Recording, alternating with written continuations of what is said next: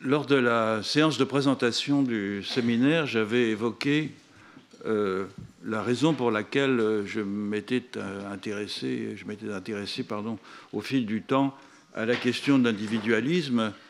J'avais rappelé que c'était l'effet d'une surprise lorsque, jeune ethnographe, ayant lu Louis Dumont, ayant absorbé l'idée d'une opposition entre société holiste et société individualiste, j'avais découvert chez les Achuar en Amazonie des gens qui étaient plutôt individualistes et qui en tout cas ne correspondaient en aucune façon à la définition que Louis Dumont donnait des sociétés holistes. Et pour parler de cet individualisme Achuar, plutôt que de le faire moi-même, il y a peut-être un peu de paresse dans ce choix, mais il y a surtout la conviction que la personne qui peut le mieux en parler, c'est Anne-Christine Taylor, avec qui j'ai eu le privilège de faire du terrain en Amazonie chez les Achuar, qui a écrit plusieurs articles sur cette question de l'individualisme et qui, sans doute, beaucoup mieux que moi, pourra en parler aujourd'hui. Et donc, nous pourrons continuer, comme nous le faisons depuis 40 ans, à échanger sur cette question dans la discussion que nous allons mener ensuite. Anne-Christine Taylor est directrice de recherche émérite au CNRS et elle a longtemps dirigé le département de la recherche et de l'enseignement du musée du Quai Branly. Et comme je l'ai dit tout à l'heure, elle a publié de nombreux articles sur les Achuar, et notamment un article en anglais qui concerne très directement la question qui nous intéresse ici de l'individualisme. Donc, merci Anne-Christine d'avoir répondu à mon invitation. Merci, monsieur mon époux, pour l'invitation. C'est effectivement... J'ajoute que depuis 20 ans que je suis au Collège de France, c'est la première fois que je me permets d'inviter mon épouse dans un... C'est vrai qu'on n'a pas souvent l'occasion de discuter ensemble en public d'affaires concernant l'anthropologie. Donc, je suis très heureuse qu'on ait pris le temps de le faire. Et il faut que je l'allume ou... Ah bon, d'accord. D'accord. Le titre de cet exposé, sauvagement individualiste, est une citation. Un missionnaire salésien qui s'appelait Miguel Alioni, qui œuvrait parmi les Shuar de l'Équateur au début du XXe siècle, écrit ceci dans son journal à propos de ses ouailles. Je cite, « La liberté de penser n'a pas davantage de limites pour eux que la liberté d'existence. Chacun est seul juge de ses relations aux autres, exécuteur de sa propre justice, et les coutumes les plus invétérées n'ont pas force de loi. Quelles peuvent donc être les raisons d'un mode de vie si sauvagement individualiste ?» C'est effectivement la question que je voudrais explorer avec vous dans le cadre de ce séminaire. Les Jivaros, ou plus exactement les Chicham-Hines, comme ils demandent désormais qu'on les appelle, c'est-à-dire les gens des paroles, sous-entendu évidemment de leurs paroles, des mots de la tribu, constitue donc un cas tout à fait intéressant pour l'étude des ressorts de l'individualisme en régime animiste, car il pousse à l'extrême la tension entre une souveraineté personnelle agressivement affirmée et la conformité stricte à un modèle partagé de forme d'existence et de comportement. Cette tension paradoxale a frappé d'emblée les observateurs étrangers dès les premiers contacts entre Européens et Jivaros, comme on les appelait à l'époque, au milieu du XVIe siècle, notamment parce que ces Indiens étaient très nombreux, répandus sur un vaste territoire et formaient en apparence une masse indivise.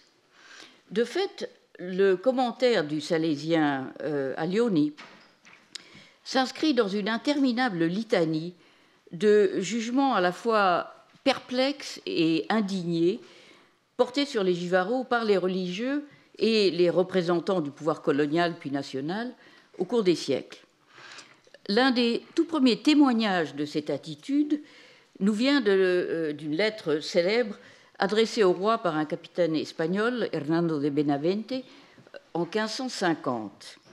Et Benavente dit, je cite, « De toutes ces années que j'ai passées dans les Indes, ces Indiens, les Jíbaros donc, sont les gens les plus insolents et les plus récalcitrants que j'ai jamais rencontrés. » Et il poursuit en signalant que, non content d'être sans loi, sans chef et sans feu ou domicile fixe, ces Indiens ne sont même pas idolâtres, car ils n'ont tout simplement pas de religion du tout. Et selon l'expression d'un autre capitaine, Juan de Salinas, qui a longuement parcouru le territoire jivaro une trentaine d'années après Benavente, les Jivaros, je le cite, n'ont absolument rien en matière de croyance, hormis un abus de rêverie et quelques chants d'oiseaux. Du coup, le terme Jibaro en vient très rapidement à être utilisé de manière générique pour qualifier des rebelles et des hors-la-loi, quelle que soit leur origine ethnique. Et c'est là un usage linguistique qui a perduré dans certaines parties de la zone caribéenne hispanophone, où encore aujourd'hui, les délinquants sont familièrement appelés Jivaros. Le stéréotype des Jivaros comme insolents, incrédules et férocement misanthropes est amplement repris et embelli dans les siècles suivants, notamment par les missionnaires, si bien que ces Indiens finissent par représenter l'antithèse de tout ce à quoi tiennent les colonisateurs puis les autorités républicaines. Le confort d'une civilité, sinon urbaine, du moins villageoise, l'amitié naturelle entre parents et voisins, la déférence envers le rang et l'autorité, à commencer par celle due à Dieu, au roi et à ses représentants.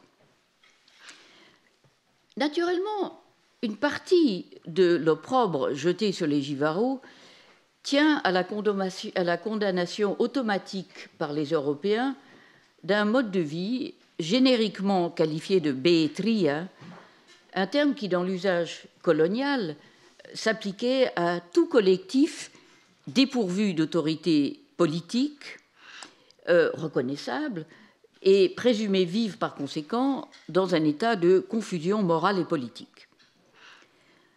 Cela dit, cet état était loin d'être unique aux Jivaros. La majorité des groupes indiens de la Haute-Amazonie participaient au même régime et relevaient donc eux aussi de la bétria.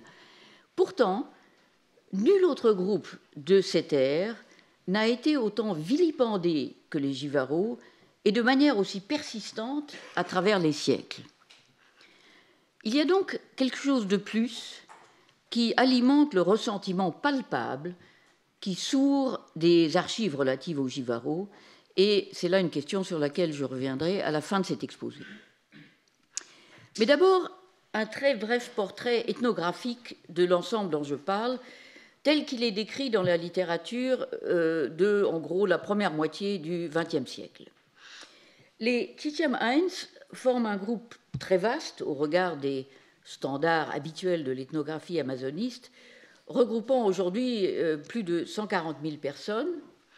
Et jusqu'au milieu du XXe siècle à peu près, ces Indiens occupaient un territoire continu, grossièrement équivalent à la surface du Portugal, avec de rares enclaves d'habitants non indigènes répartis sur le nord-est du Pérou et le sud-est de l'Équateur, et couvrant par conséquent des milieux très variés, depuis les contreforts orientaux des Andes jusqu'aux terres marécageuses du Bas Marañón. Cet ensemble est sous-divisé en plusieurs tribus de dimensions variables. Les deux groupes les plus importants, les Shuar et les Awajún, qui incluent chacun bien plus de 40 000 individus, occupent la portion occidentale du territoire Jivaro. Sur leur flanc est, ils voisinent avec les Achuar et les Wampis, qui sont environ 6 à 8 000 chacun. Et ces deux groupes sont à leur tour bordés, plus à l'est, par les Chiviar et les Kanduash, nettement moins nombreux. Sauf sur sa frontière andine, le bloc ethnique est entouré principalement par divers groupes quichuaphones selvatiques. Toutes les tribus Jivaro partagent le même mode de subsistance basé sur l'horticulture sur brûlis, la chasse, la pêche et la collecte, et les mêmes grands traits sociologiques, à commencer par un habitat, jusqu'à il y a quelques décennies, très dispersé en maisonnées polygynes, isolées, ou regroupées en minuscules hameaux d'unités domestiques étroitement apparentées. Chaque maisonnée est ou était entourée d'une frange de jardin et d'un territoire forestier de chasse, pêche et collecte. Ces maisonnées formaient des micro-ensembles régionaux de familles unies par des liens de parenté, ce que nous avons appelé des nexus endogames, gravitant chacun autour d'un homme reconnu pour sa capacité à agir sur autrui par la persuasion, la séduction ou l'agression. Cet individu, désigné par les termes Hund dans les dialectes Shuar et Achuar, c'est un mot qui signifie à la fois grand et vieux, ou encore par le terme Kakaram, fort, puissant, et souvent apparié avec un chaman, un Huishin, de préférence un beau-frère ou un gendre. De tels hommes, qu'ils soient guerriers ou chamans, n'ont cependant aucune légitimité reconnue à donner des ordres ou à représenter leur groupe. L'alignement sur leur volonté dépend donc de leur capacité à négocier en face à face, et leur poids social reste très instable. La guerre de vendetta ou feuding était endémique entre nexus endogames et même au sein des nexus, entraînant un fort taux de mortalité, notamment pour les hommes. En même temps, les gens relevant de la même tribu, entre guillemets, c'est-à-dire partageant le même langage ou la même manière de parler, se considèrent tous comme apparentés. En d'autres termes, l'unité tribale constitue l'extension maximale de la notion indigène de Vignachouar, Méchouar, c'est-à-dire mes personnes. Les membres d'autres tribus Jivaro sont considérés comme non-parents et tenus pour parler une langue différente, ce qui équivaut à dire qu'ils sont jugés ennemis. Autrefois, ces ennemis tribaux étaient la cible privilégiée et même exclusive des expéditions de chasse aux têtes. Par contraste, les relations avec les voisins indigènes non Jivaro sont généralement pacifiques et aux frontières de l'ensemble, les identités sont volontiers labiles, glissant tantôt vers une affiliation quichua, tantôt vers une affiliation Jivaro. Avant de clore ce rapide survol ethnographique de l'ensemble, deux brefs avertissements. Pour des raisons de temps, je ne vais pas du tout aborder ici les changements importants survenus au cours des dernières décennies dans cet ensemble ou dans cette région, et il est entendu que le présent ethnographique ici convoqué est défini par mon engagement avec les Achuar entre 1976 et 1985. Deuxièmement, et pour la même raison, je ne parlerai ici que des procès masculins d'individuation, adoptant par là le préjugé des Achuar eux-mêmes, qui estiment volontiers que les femmes sont nettement moins individuées que les hommes. On pourra évidemment revenir sur cette question dans la discussion ultérieure. Tous les auteurs qui ont travaillé sur les groupes Jivaro s'accordent à dire que la culture de cet ensemble est remarquablement homogène. Toutefois, la culture Jivaro n'est nulle part analysée, ou plus exactement l'uniformité de la culture Jivaro n'est nulle part analysée en tant que telle. On la traite comme un donné n'appelant ni explication ni discussion. Elle est pourtant très surprenante si l'on songe aux dimensions de l'ensemble, à ses divisions internes, et surtout à l'insistance des Tcham eux-mêmes sur la différence essentielle entre leur tribu et celle des autres Jivaros. On s'attendrait à ce que ce souci de la différence se traduise par des variations stylistiques, des signes visibles de différence dans des champs de culture matérielle tels que le vêtement, l'ornementation des corps, l'architecture, le façonnage et la décoration des artefacts, etc. Or, il n'en est rien. En matière d'habillement et d'ornementation, tous les Jivaros puisent dans le même répertoire, à commencer par leur coiffe emblématique, la couronne de plumes de toucan dite tawaspa. Du coup, il est en réalité difficile de distinguer un chouar d'un atchouar ou encore d'un awahoun sur la seule base de son apparence. Il est vrai qu'il y a des modes, tant dans le registre de l'apparence que de l'architecture, des modes qui jouent sur des détails mineurs, mais ces variations ne se cristallisent ni en spécificité tribale, ni en style individuel, précisément parce qu'elles se diffusent rapidement et qu'elles restent généralement éphémères et sont suivies par un retour au répertoire standard. En conséquence, on observe très peu de drift culturel chez les Jivaros, et si l'on en juge par les descriptions fournies par la documentation historique, les Jivaros du début du XXe siècle ressemblaient beaucoup, tant par leur apparence que par leur comportement, à ceux observés au XVIe siècle. On peut en dire autant du registre limité d'artefacts produits par les groupes Jivaros.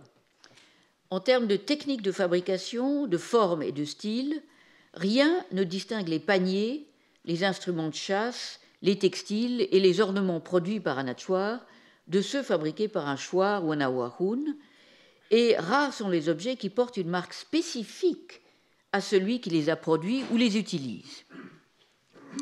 Ceci ne veut pas dire que les objets soient interchangeables.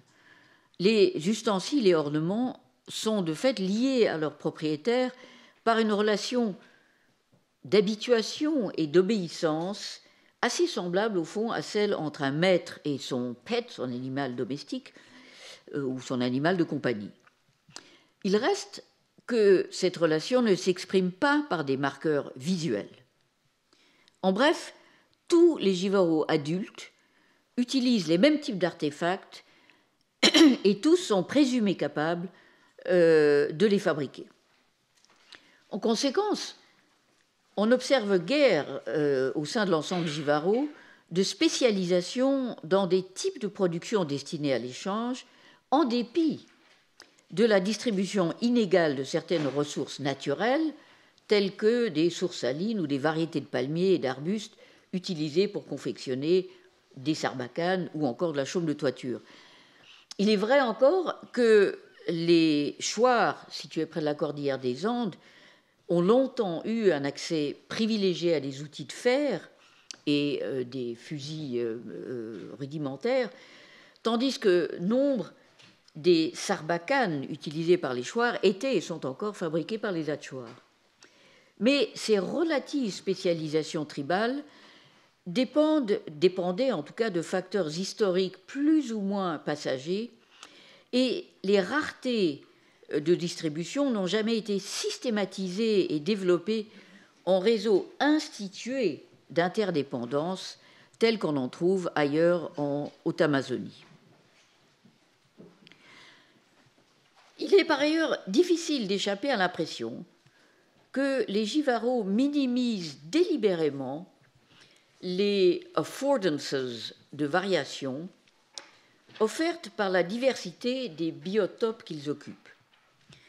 Philippe a montré il y a longtemps qu'il n'y a pratiquement pas de différence en termes de production, de patrons de subsistance et de mode de vie entre les groupes occupant de fertiles zones riveraines et ceux localisés dans le milieu plus rude de l'interfluve.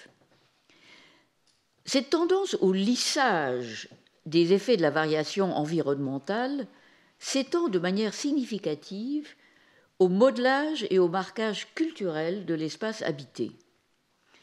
Quelle que soit leur affiliation tribale, tous les Chicham partagent en gros le même répertoire de toponymes pour qualifier leur territoire, de sorte que le terme, par exemple, Canus, grande rivière, s'applique en fonction du contexte à n'importe lequel des grands fleuves qui traversent l'espace jivaro. De même, le terme Nei, dans, désigne génériquement une colline, ou encore les noms rivière boueuse, Pakiensa, ou rivière des Raies, servent à désigner pour les locuteurs locaux tel ruisseau qu'ils connaissent, parmi d'autres du même type, etc. D'ailleurs, c'est la raison du caractère très confus de la cartographie dressée par les explorateurs s'appuyant sur le savoir local, où l'on retrouve sans cesse les mêmes noms donnés à des cours d'eau tout à fait différents.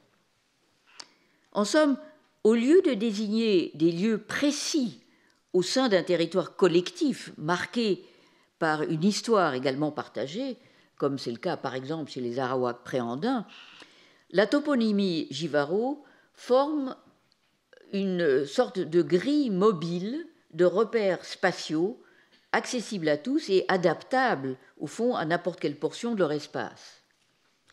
Mais on verra qu'il appartient justement à chaque homme aspirant à l'individuation pleine de tracer au sein de cet espace relativement abstrait un territoire égocentré, singularisé par la mémoire de son usage, autrement dit, par le cours de vie de l'homme qui forge ce territoire pour lui et pour sa proche famille.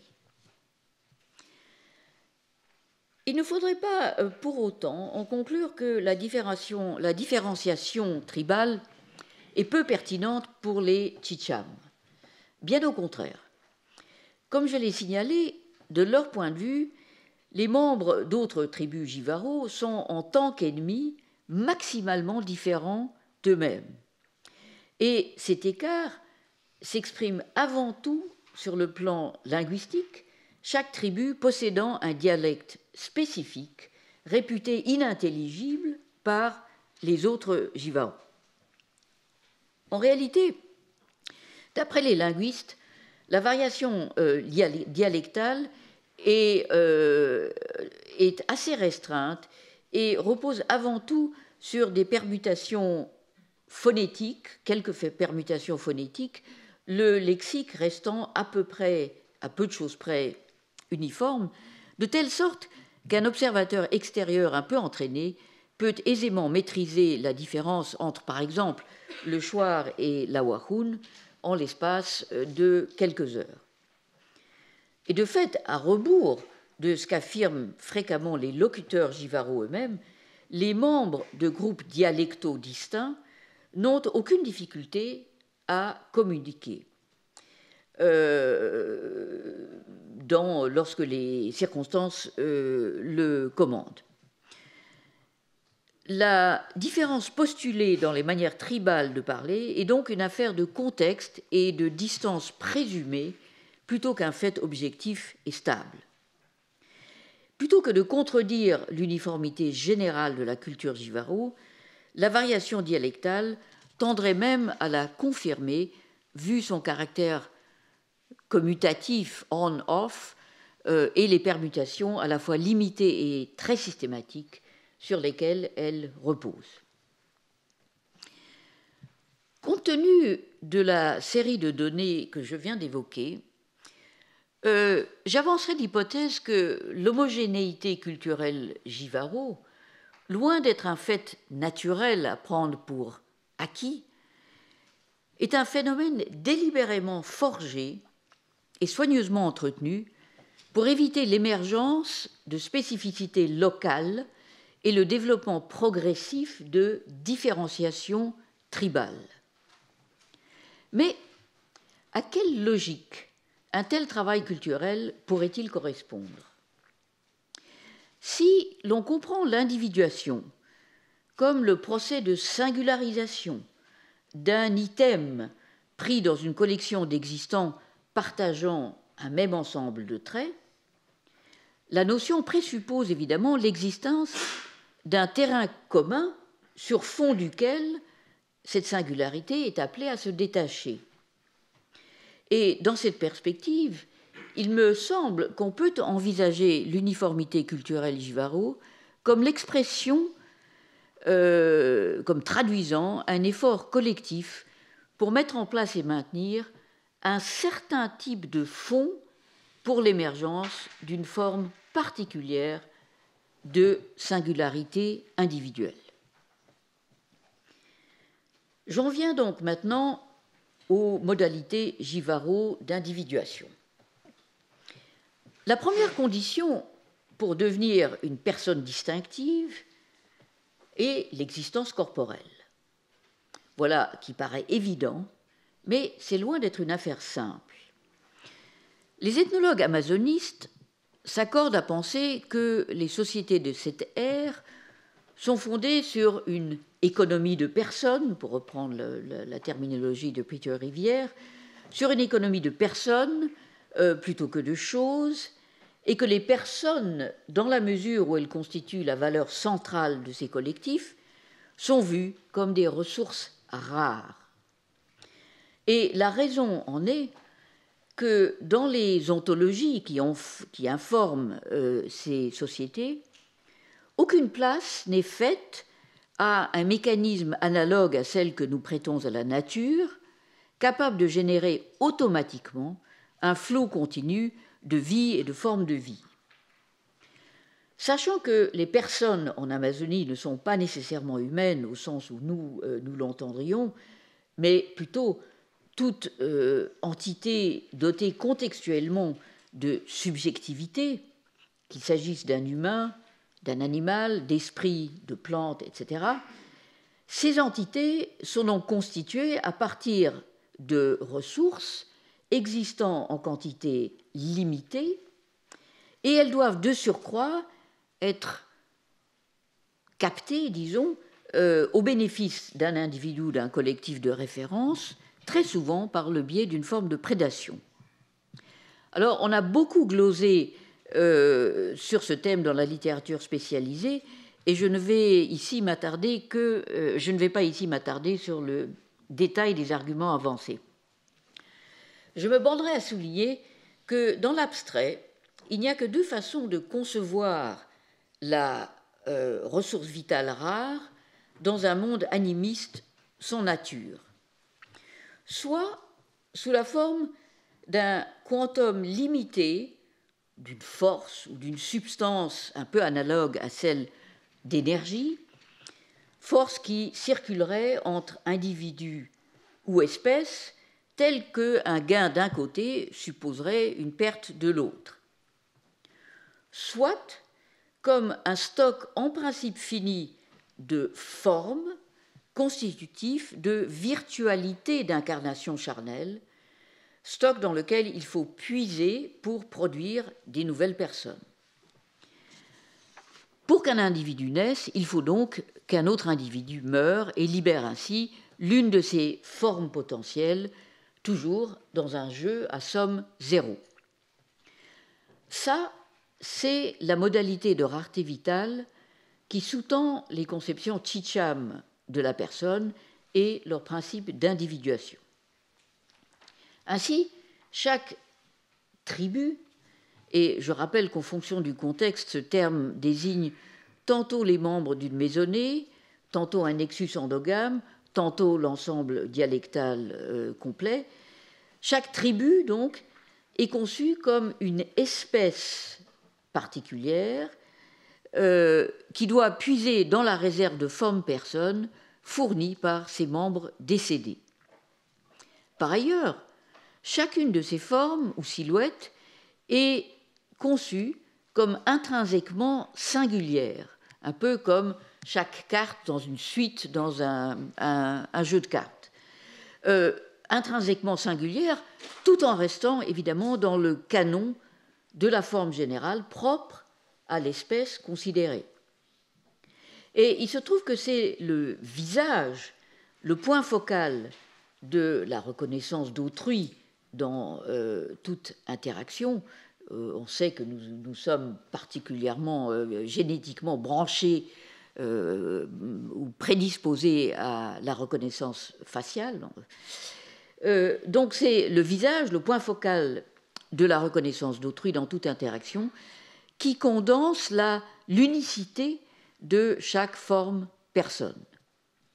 En résumé, à chaque tribu est associée une collection théoriquement finie de silhouettes corporelles distinctives propres à l'espèce, silhouettes recyclées à mesure que les membres de la tribu meurent et naissent.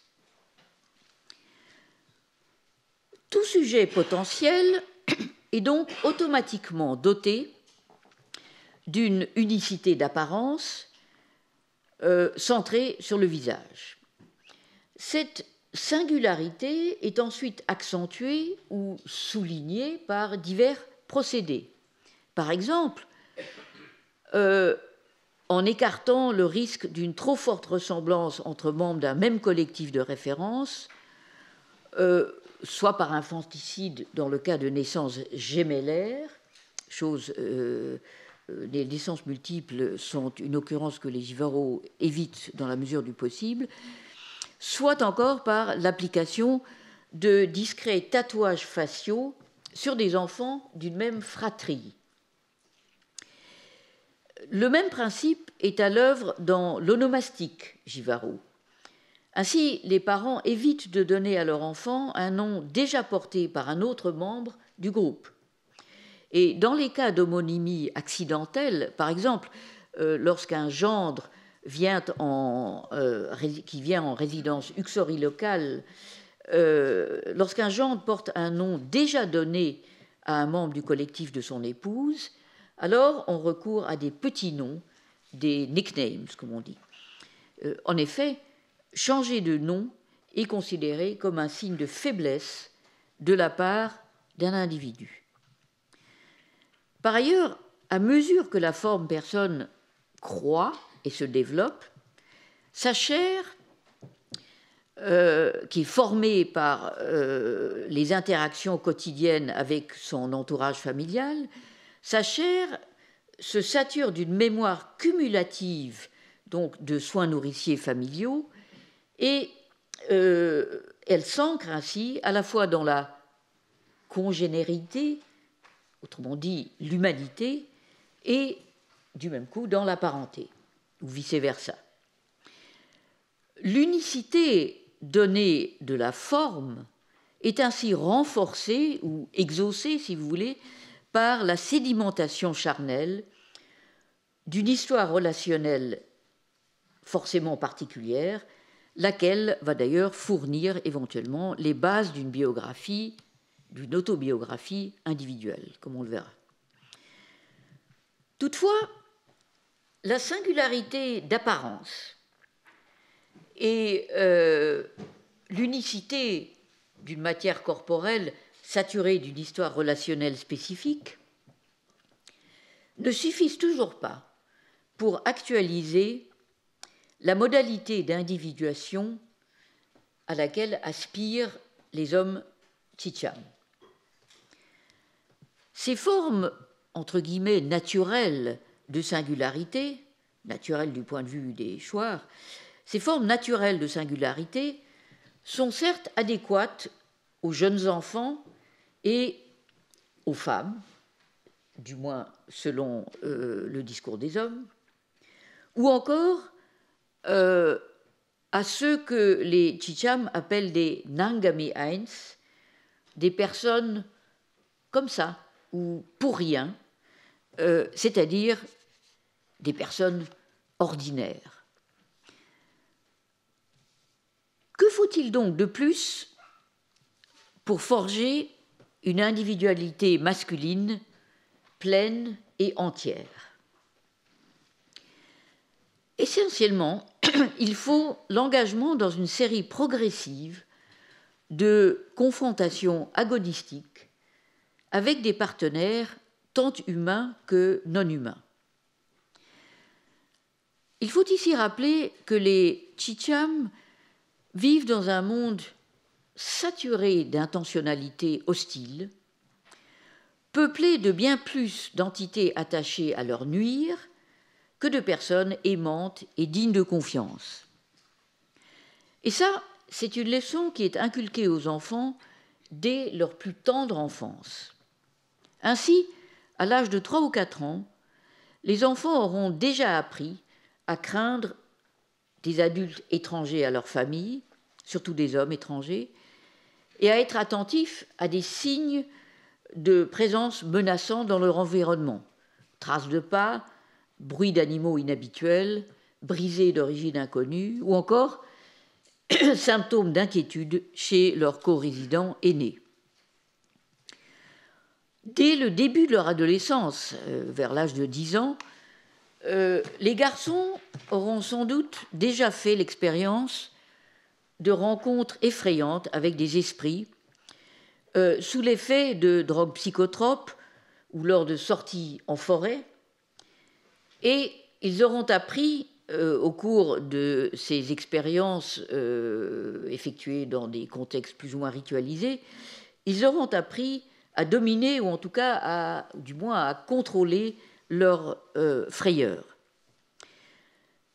Et vers la même période, à partir de l'âge de 12-13 ans en gros, ils commenceront à être libérés de la discipline parentale et à être poussés à développer par eux-mêmes leurs capacités techniques et sociales. Ils commenceront à choisir eux-mêmes leurs prohibitions alimentaires ou d'autres formes de prohibition en fonction de la nature des non-humains avec lesquels ils chercheront à se lier. Ils débuteront leur apprentissage solitaire de l'art de s'engager dans ces démonstrations spectaculaires de puissance par le discours que sont les dialogues cérémoniels, même s'il faudra encore pas mal de temps pour qu'ils s'aventurent à confronter sur ce mode un visiteur étranger à leur groupe. Ils passeront, à mesure qu'ils grandissent, de plus en plus de temps seuls en forêt pour affûter leurs capacités, leurs aptitudes synégétiques, leurs capacités de chasse, et ils se lanceront dans des aventures sexuelles, lesquelles sont toujours une entreprise à très haut risque en milieu givaro, étant donné le contrôle tatillon que les pères et les maris tentent d'imposer sur la sexualité de leurs filles ou de leurs épouses. Mais surtout, ils commenceront, vers une fois l'adolescence bien engagée, ils s'engageront dans des quêtes visionnaires d'un certain type, dans l'espoir de rencontrer une classe d'esprits appelée Arutam, un mot qui, en Shuar et en Achuar, désigne simplement une chose vieille et usée, et qui, en l'occurrence, s'applique à des esprits qui sont des avatars spectraux de Jivaro décédés et généralement réputés grands guerriers. Ces quêtes d'Arutam sont, pour ainsi dire, la pièce de résistance de l'ethnographie Jivaro, et elles sont abondamment glosées dans la littérature, y compris d'ailleurs par moi-même dans diverses publications. Je ne vais donc pas y revenir en détail, et je me limiterai à dire que ces expériences visionnaires, à l'évidence très très marquantes, impliquent de s'isoler en forêt, d'absorber de grandes quantités de décoctions de datura et de jus de tabac vert, tout en jeûnant strictement plusieurs jours, et d'appeler continuellement, par le biais d'incantations spéciales, le don d'une rencontre avec l'esprit en question. Si l'esprit se manifeste, c'est d'abord sous les espèces d'une apparition terrifiante. Un guerrier gigantesque dégoulinant de sang, une boule de feu, un jaguar à l'attaque, des gigantesques anacondas en train de se battre entre eux, etc. Le quêteur visionnaire doit se dresser face à cette apparition meurtrière et la toucher avec un bâton ou avec le doigt, sur quoi elle disparaît aussitôt pour réapparaître ensuite en rêve, cette fois sous la forme d'un visage ou d'une voix indéfinie, mais qui s'identifie pourtant nommément et délivre alors à l'impétrant un message verbal ou visuel ayant trait à sa vie future, le plus souvent prédisant une issue heureuse à ses entreprises guerrières. À partir de ce moment, la vision ou le message, métonymie de l'esprit lui-même, poursuit son existence à l'intérieur du quêteur comme une sorte de voix intérieure et l'infuse d'une surpuissance qui se traduit par une plus grande force d'esprit et de corps et une colère, traduction directe du terme vernaculaire, carré, et une colère, en fait une volonté d'homicide, intensifiée. À ce stade, notre jeune homme est mûr à la fois pour se marier et pour se joindre à des expéditions guerrières. Il participera du coup à divers rituels associés à la guerre, eux aussi centrés sur des simulacres de confrontation agonistique dyadique. S'il commet un homicide au cours d'un raid, il perdra son Arutam et devra rapidement en acquérir un nouveau, encore plus puissant que le précédent, et ainsi de suite.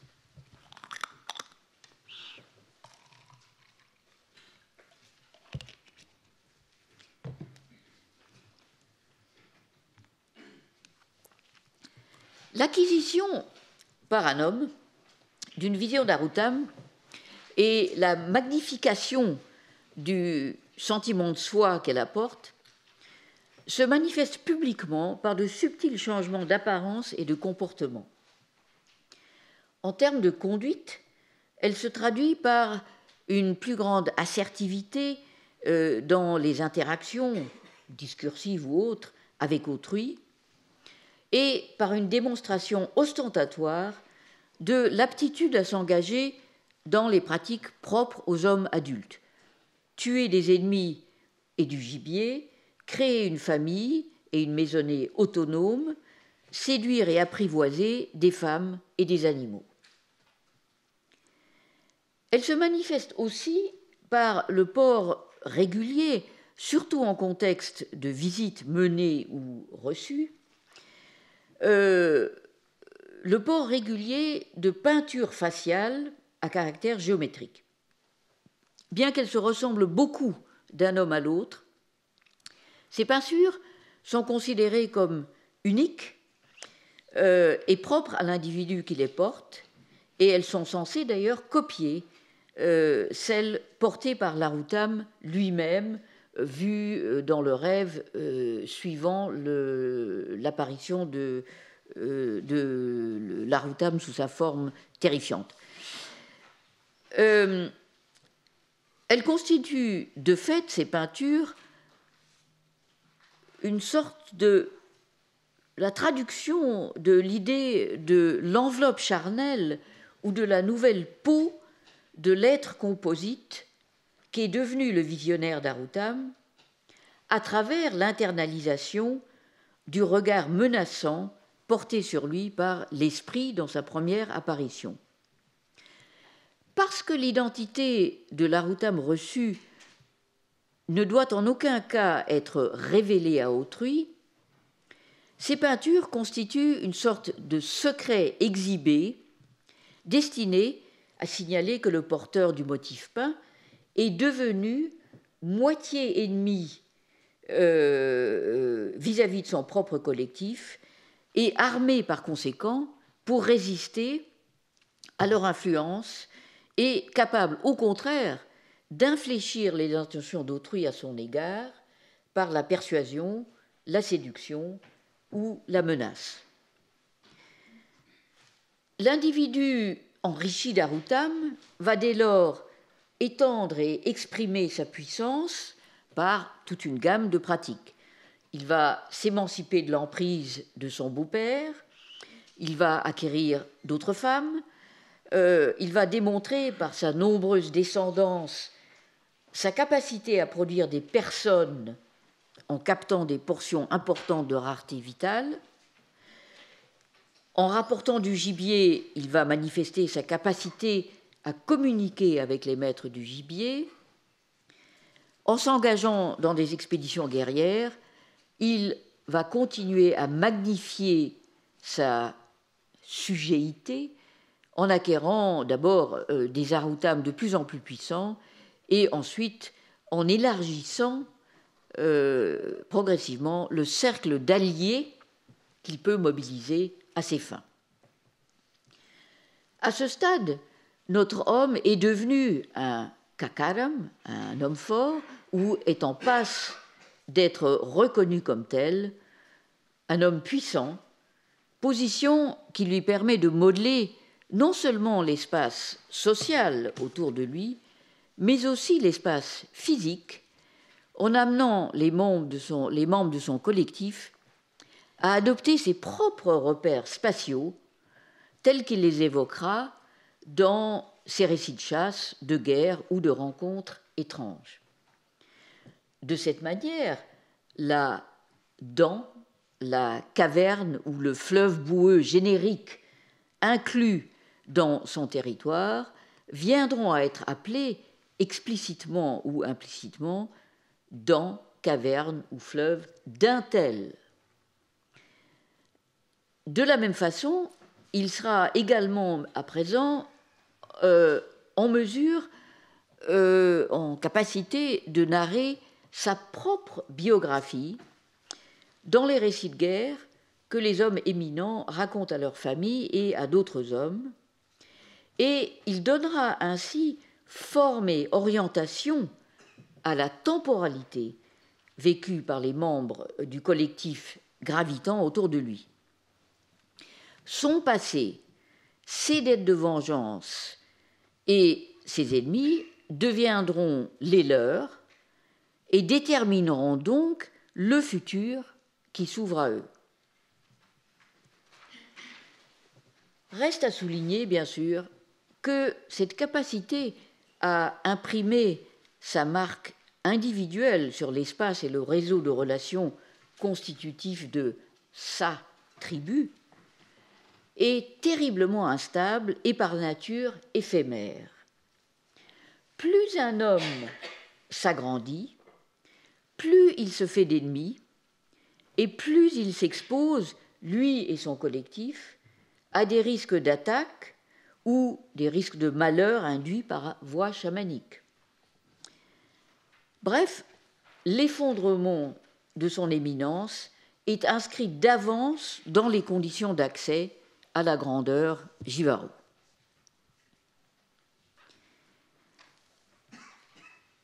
À première vue, l'individualisme sauvage des Chicham Heinz ne diffère pas tant que ça de l'individualisme euro-américain qui nous est familier, en particulier de sa modalité contemporaine de culture ou de réalisation de soi tenue pour caractéristique de la société occidentale post-industrielle.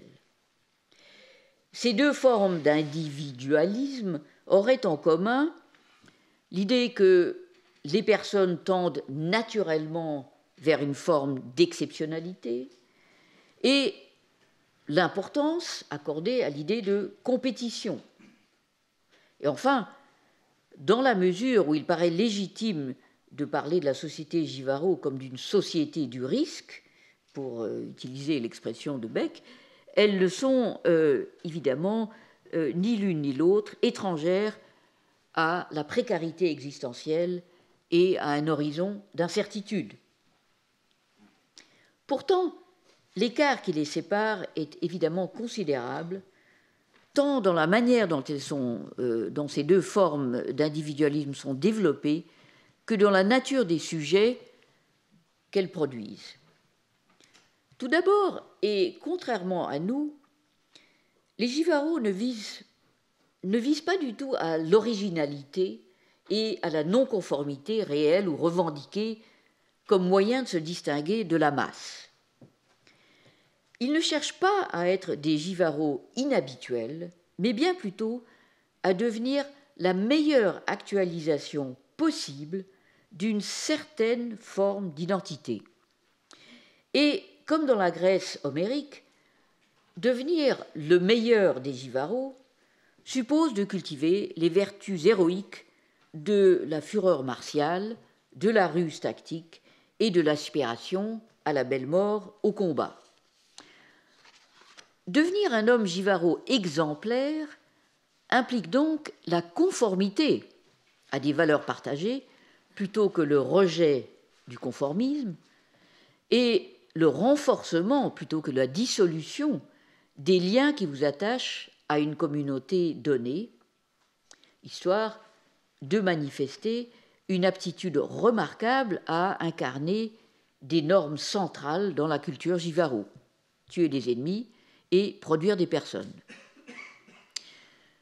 De ce point de vue, le procès d'émancipation, qui est posé comme un corollaire de l'individualisme dans la théorie classique et qui est destiné à libérer l'individu du poids des contraintes sociales qu'il ou elle a hérité en vertu de son origine de classe, de son origine ethnique, de son origine de genre, ce procès d'émancipation prend évidemment une tournure très différente dans l'individualisme à la mode Givaro. Dans celui-ci, l'émancipation consiste à échapper à l'état de Nangami eins, de personne comme ça, plutôt que d'échapper à la particularité sociale conférée par les circonstances de sa naissance. Il consiste, en bref, à échapper de l'anonymat en intensifiant l'engagement dans une série de pratiques communes à tous pour forger une singularité mémorable par exemplarité. Dans le même ordre d'idées, on soulignera que si la propriété matérielle est, selon la théorie classique, à la fois la condition d'existence de l'individu et l'expression de son autonomie, dans l'individualisme Givaro, la valeur ne réside pas dans les choses appropriées, mais plutôt dans la relation qui les unit à leur propriétaire, ou plutôt utilisateur. L'accent ne porte donc pas sur la propriété en tant que fruit du travail, mais sur la capacité à produire des personnes virtuelles, humaines ou artefactuelles, qui restent attachées à leur créateur tant que celui-ci réussit à s'assurer leur adhésion. La propriété, dans cette optique, est une relation instable entre sujets et non pas une externalité qui peut être détachée de son producteur utilisateur. Et c'est évidemment l'une des raisons qui justifie le fait que, à la mort d'une personne, généralement, ces ustensiles sont détruits ou abandonnés. Vous aurez noté que la construction de ce type de singularité par hyper-exemplarité suppose de s'impliquer dans une série d'interactions agonistiques, plus ou moins ritualisées, avec des alter-égos humains ou non humains. Ces partenaires, il faut le souligner, sont considérés par principe comme étant de statut égal, et peu importe qu'ils le soient réellement. Ces relations agonistiques sont posées comme associant des termes de valence équivalente. En d'autres termes, toutes les relations jugées essentielles pour la réalisation du type de personnalité qui définit l'identité masculine Givaro, repose sur un principe de stricte égalité statutaire, qu'il s'agisse de la relation entre beaux-frères, de celle entre ennemis tribaux, ou encore même de celle entre un quêteur visionnaire et l'Arutam qu'il rencontre dans son avatar de super-prédateur. Et c'est en s'engageant de manière intensive et cumulative dans ce genre de rapport qu'un homme acquiert progressivement la force d'infléchir les dispositions d'autrui, d'autres hommes, de femmes, d'animaux, de gibier, d'esprits, ainsi que celle de créer de nouvelles personnes et d'augmenter ainsi la population du collectif défini comme mes choirs, mes gens, ma macro-espèce, mon humanité. Cependant, l'égalisation statutaire entre sujets impliqués dans ces relations pose également et d'emblée la rivalité entre ces sujets, précisément parce que ces relations sont agonistiques. Or, la rivalité vise évidemment à produire un vainqueur et un vaincu. Autrement dit, un rapport d'inégalité entre sujets initialement posés comme équivalents. Ou, pour le formuler autrement, l'égalisation est la condition pour différencier des sujets sur l'échelle de la magnitude. Mais comme tous les vrais individus choirs visent à l'éminence à travers la compétition, ou sont présumés le faire et le font constamment, l'inégalité engendrée par cette compétition reste très mouvante et ne peut se cristalliser en position fixe de domination. La grandeur acquise appelle le défi et porte donc en elle les germes de son effondrement. Compte tenu de ces remarques, est-ce qu'on peut continuer à qualifier cette société Givaro d'égalitaire? Oui et non. Oui, si l'on considère la prémisse d'égalité entre les termes des relations impliquées dans l'accomplissement de la pleine individuation Givaro. Devenir une personne magnifiée et mémorable suppose de confronter des partenaires posés comme essentiellement différents de soi, donc hostiles, mais néanmoins équivalents à soi dans une relation de nature spéculaire. Oui, également, s'il en tient compte des limites à l'éminence inhérente à la rivalité permanente, telles que la distribution inégale de puissance est constamment remise en jeu et demeure foncièrement changeante. Dans ce sens spécifique et restreint, on peut sans doute parler d'égalitarisme. Toutefois, si l'on prend en considération les résultats ou les effets de ce procès d'individuation et le type d'égalisation sur lequel il est fondé, qualifier cette société d'égalitaire est une source de confusion.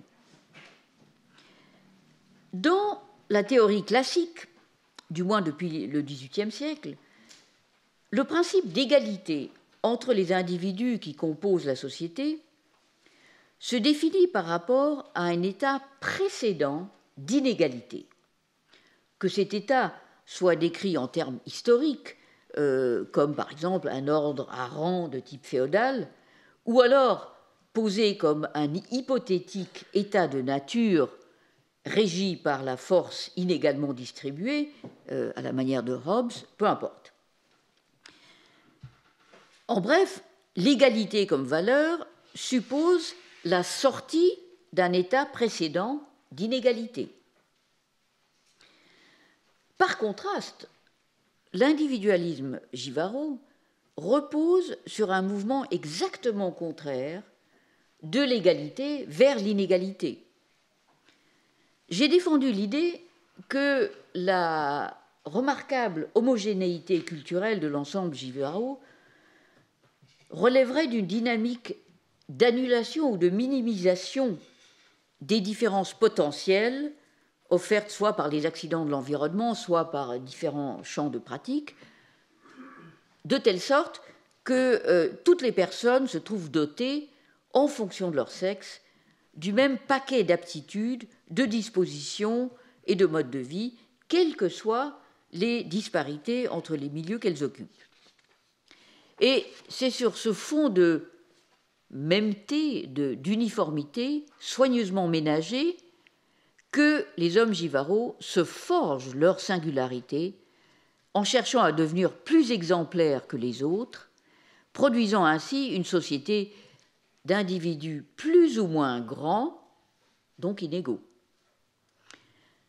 J'ajouterai que l'accent mis sur les interactions agonistiques ritualisées comme voie d'accès à la grandeur reflète justement ce mouvement de l'inégalité vers l'inégalité, chacune de ces interactions répétées reproduisant sous forme condensée le passage de l'équiparité ou de l'équistatutarité vers la non-équivalence. Et on observera au passage, on pourra y revenir dans la discussion, que ces interactions sous-jacentes à la production de magnitudes différentielles exigent de la part des partenaires impliqués un très haut degré de coordination.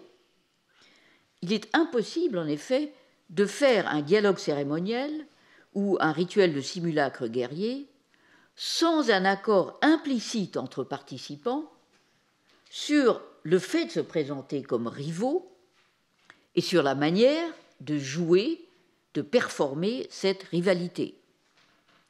Et ceci a d'évidentes implications politiques. Là où l'individualisme occidental, pour aller vite, présuppose que la production de la société s'enracine dans l'assemblée délibérative d'individus libres, gouvernés par leur intérêt, tempérés par la raison, l'individualisme Givaro présuppose, lui, une disposition partagée à se coordonner dans l'émulation, un mode d'assemblage évidemment très différent du consensus par voie de délibération en assemblée. En guise de conclusion, je voudrais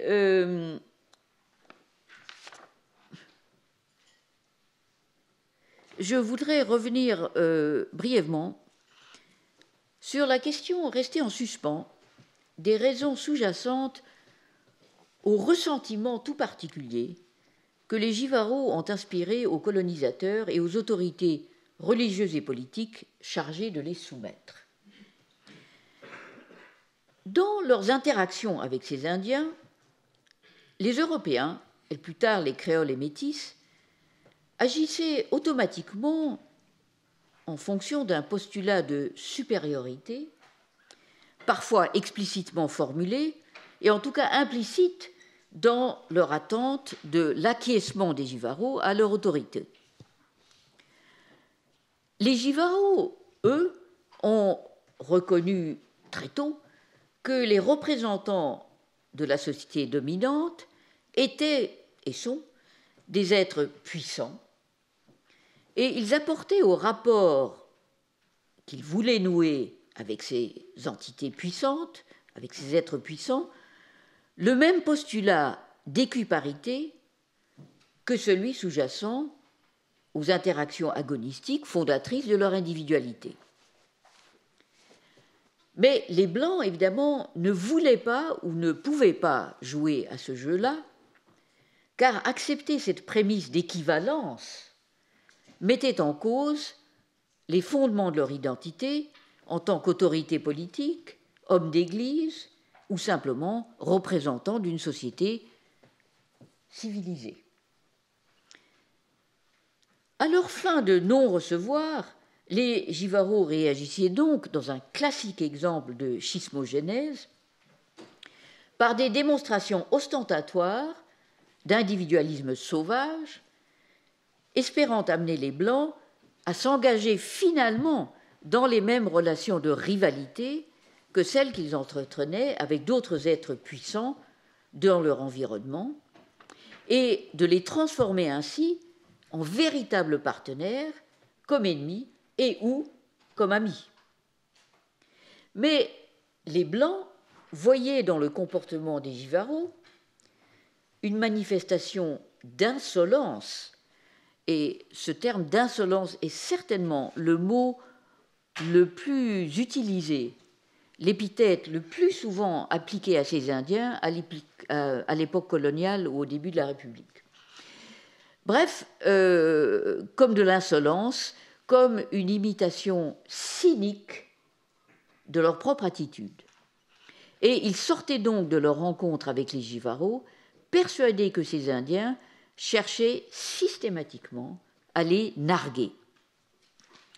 Quant aux Chicham-Hines, ils tentaient, et tentent encore d'ailleurs, d'être meilleurs que les Blancs à leur propre jeu, plus arrogants, plus supérieurs, plus savants, tout en persistant à jouer ce jeu à la mode ou sur le mode Jivaro. Et le résultat de cette coordination ratée est que les Chicham se retrouvent à interagir avec et à gérer des autres puissants qui ne sont ni des vrais ennemis avec lesquels on peut faire la guerre sur un pied d'égalité, ni de vrais amis, c'est-à-dire des gens, comme leurs voisins indigènes, qui ne cherchent pas à se mêler sans cesse de leurs affaires et à les dominer, et avec lesquels on peut donc nouer des rapports pacifiques hors cadre du système Jivaro. Et c'est ça, je crois, le nœud du malentendu qui continue aujourd'hui encore de hanter les rapports entre les Chicham-Hines et les Blancs. Voilà, je m'arrête là et on pourra discuter.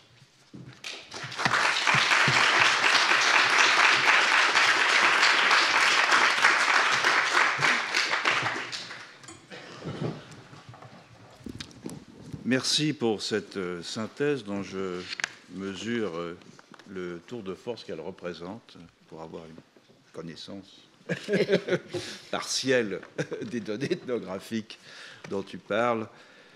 Tu as dit au début de ton exposé que le présent ethnographique dont tu allais parler était celui, en gros, il y a une quarantaine d'années, tout en faisant à l'occasion des excursions vers le 19e siècle et vers la situation contemporaine. Et je voudrais t'inciter précisément, puisque tu es probablement la personne qui connaît le mieux l'ethno-histoire de cette région, d'essayer de replacer cette question d'individualisme dans une profondeur historique un peu plus large. Et concernant en particulier les questions de l'individuation des collectifs. Il y a quelques années, j'étais au musée de Göteborg et on m'avait invité à regarder les collections ethnographiques qui avaient été ramenées à Göteborg par Raphaël Karsten. Et j'étais très surpris de voir là des artefacts, des ornements notamment, que je ne connaissais pas, qui n'avaient pas été décrits dans la littérature ethnographique, qui n'existaient plus. Alors certains d'entre eux probablement étaient pas véritablement des ornements Jivaro. Je continue à employer le terme parce qu'il est très difficile de se déprendre des habitudes qu'on a acquises il y a longtemps. N'étaient probablement pas des ornements Jivaro, mais plutôt des ornements des voisins quechua. Néanmoins, certains d'entre eux étaient assez typiquement Jivaro. Et on a le sentiment qu'à une certaine époque, la différenciation passait par des modes internes, et j'étends des modes au sens de la mode précisément, et par contact en somme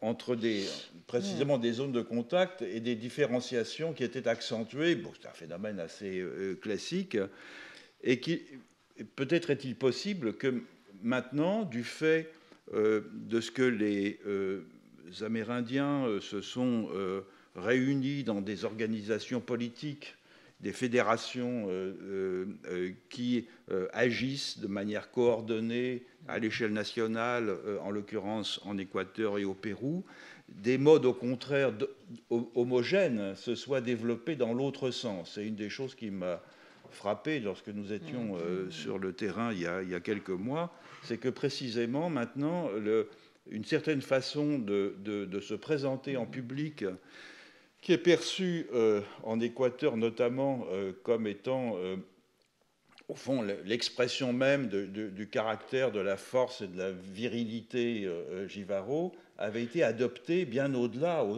en somme, ou plus exactement à l'intérieur d'un ensemble dans lequel tout le monde portait des tawasap, précisément, qui à une certaine époque était plutôt Hatchouar que Chouar.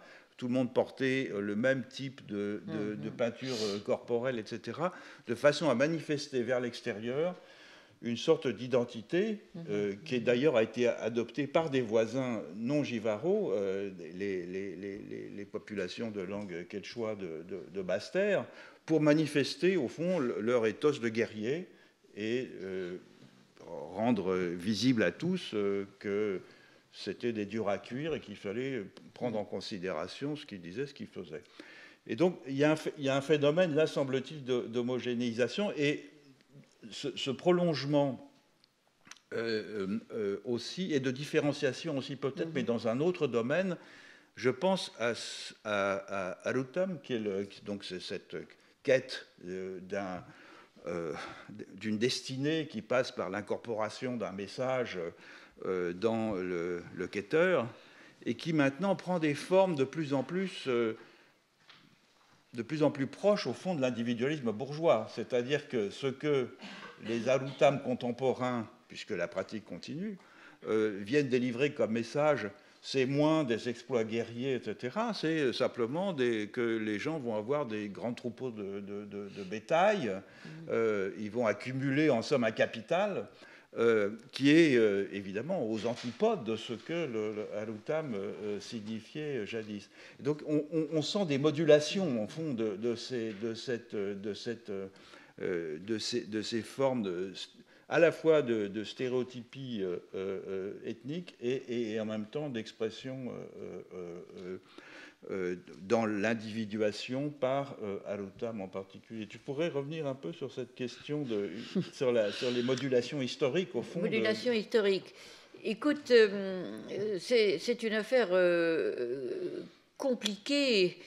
Ce qui est d'abord une première chose qu'il faut relever, c'est que la perception par les observateurs extérieurs de la différenciation tribale est relativement tardive. C'est-à-dire l'idée qu'il y avait des Awahoun, des Wampis, etc., est quelque chose qui émerge en gros dans la deuxième moitié du XVIIIe siècle. Et avant, soit on a une poussière en fait des nexus, souvent désigné par le nom du big man qu'observait à l'époque que connaissait à l'époque l'observateur étranger, soit simplement jibaros en général. Donc et je pense que c'était strictement la différenciation dialectale qui n'apparaissait pas nécessairement clairement aux observateurs étrangers, qui probablement interagissaient justement dans des contextes où cette différenciation dialectale était minimisée. Donc ne devait pas être très évident pour des observateurs étrangers. J'ai tendance à penser que cette différenciation tribale, qui était, je pense, très contextuelle et jouait essentiellement donc sur la langue, je reviendrai sur la question de la culture matérielle dans un moment, c'est effectivement renforcé et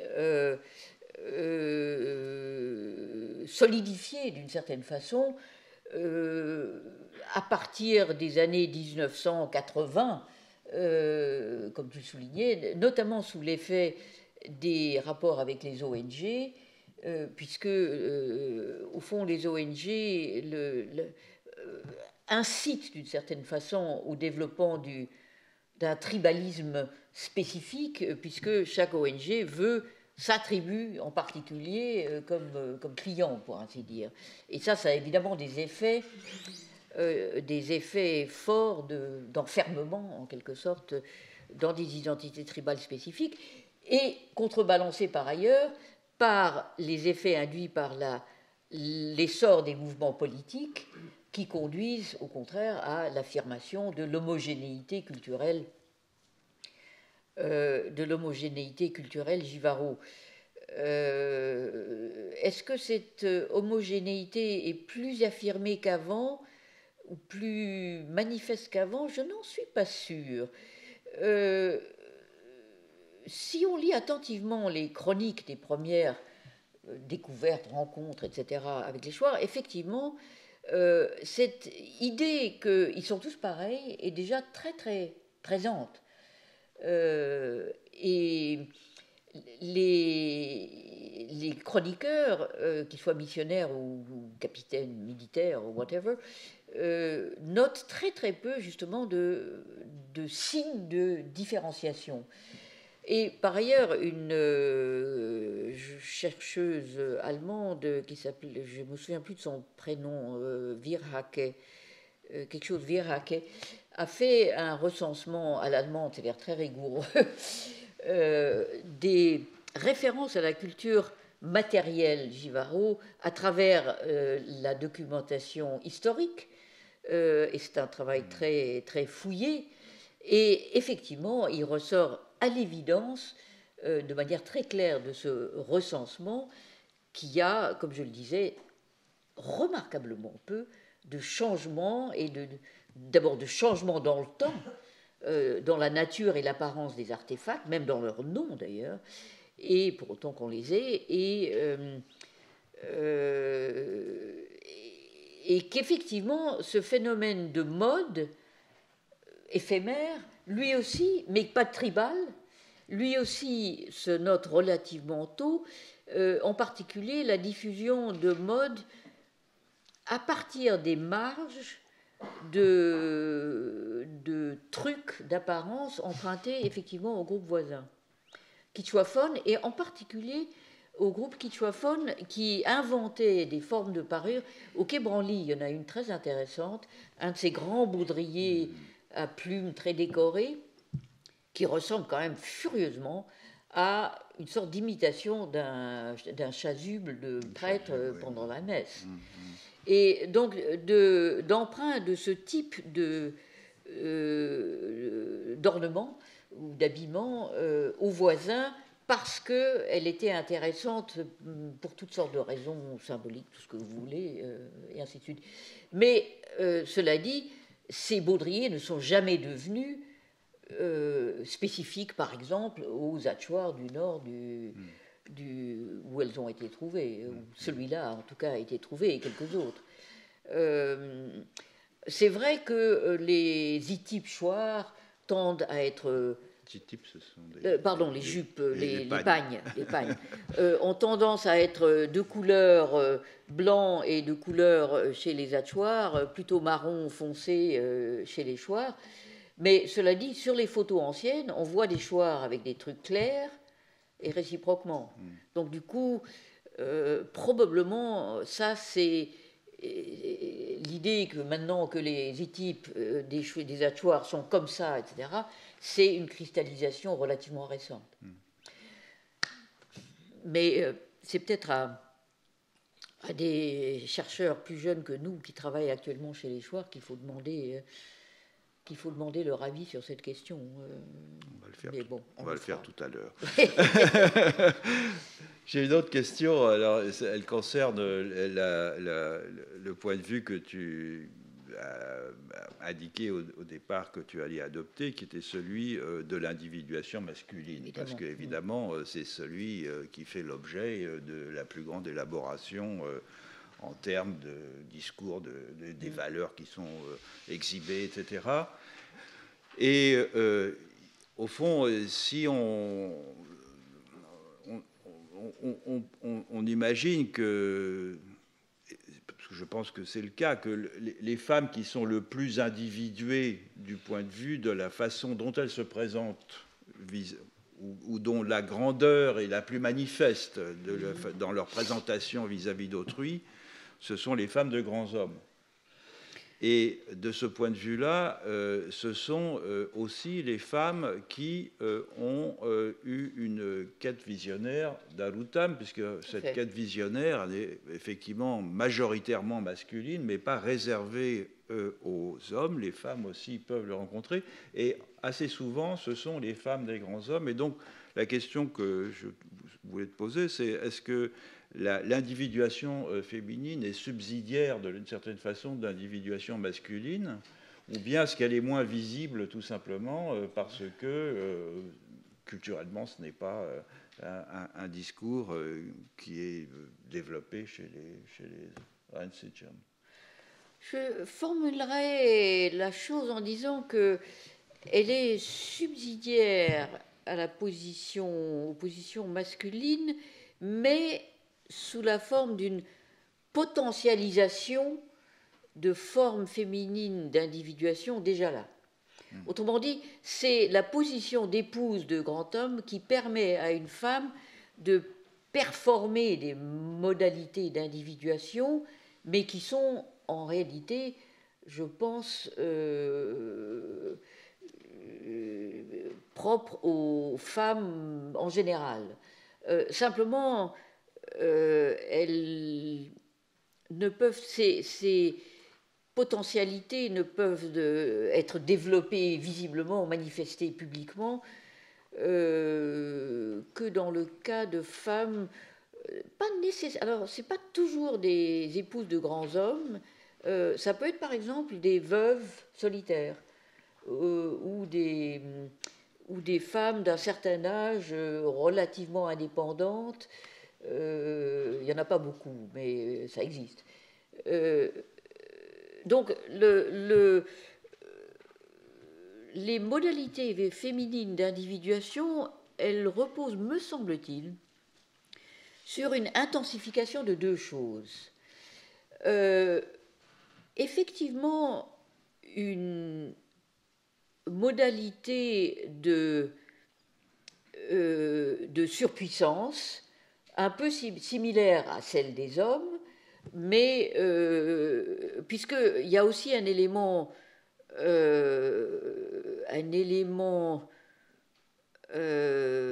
agonistique quand même dans les rencontres de femmes avec des Aruttam, elles deviennent quand même des femmes fortes, puissantes, autrement dit des femmes capables de résister à des hommes, y compris de tuer des hommes, par exemple par empoisonnement, et en tout cas dans leurs anentes, dans les anentes qu'elles chantent, elles s'identifient volontiers à des, quand elles sont fâchées contre leur mari ou whatever, elles s'identifient volontiers à des prédateurs et se posent comme telles.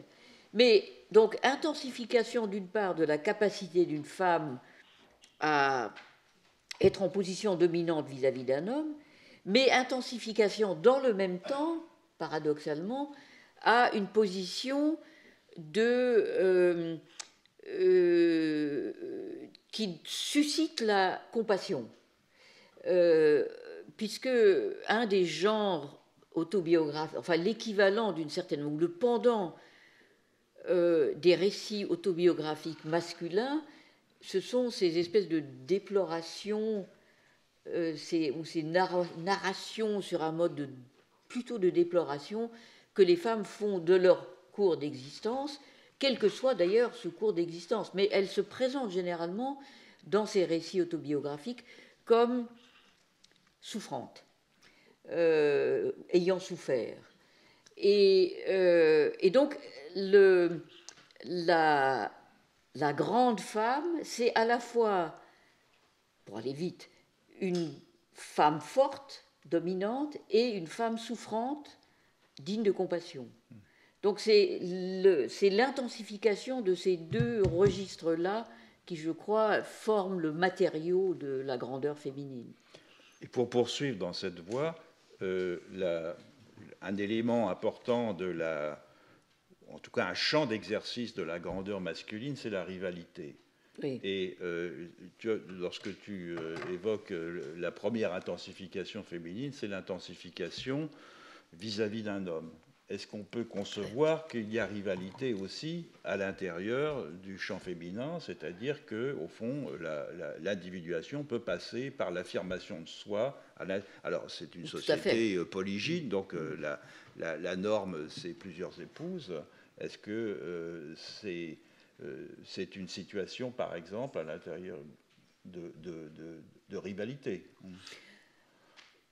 Oui, en réalité, oui. C'est une situation, mais c'est une rivalité qui est très, très, très réprimée dans son expression, et même symbolique. Il est entendu que les rapports entre belles-sœurs sont extraordinairement différenciés des rapports entre beaux-frères, tant au plan des comportements que des attitudes qu'elles développent entre elles, etc. Donc, en réalité, oui, il y a un élément de rivalité, puisque les femmes rivalisent pour démontrer qu'elles sont des jardinières plus exemplaires que les autres, en ayant des champs plus grands, plus riches, plus tout ce que tu veux. Et elles rivalisent aussi, évidemment, dans la séduction, notamment vis-à-vis de leur mari. Mais la rivalité entre femmes est quand même, dans son expression, très, très, très... Oui, notamment l'expression linguistique, parce qu'il n'y a pas d'équivalent féminin des grands dialogues cérémoniels où se manifeste la maîtrise et la compétition entre les hommes. Il n'y a pas de rituel de rivalité féminine, aucune. J'ai l'occasion de poursuivre cette conversation avec Anne-Christine Taylor. Donc, évoqué tout à l'heure les givarologues. Il y a des givarologues dans la salle. Est-ce que des givarologues souhaitent apporter un commentaire ou poser des questions à ce qui vient d'être... Ou des non-givarologues. Ou des non-givarologues. Bon, on peut commencer par les givarologues, mais bien sûr, les non-givarologues, ça va de soi.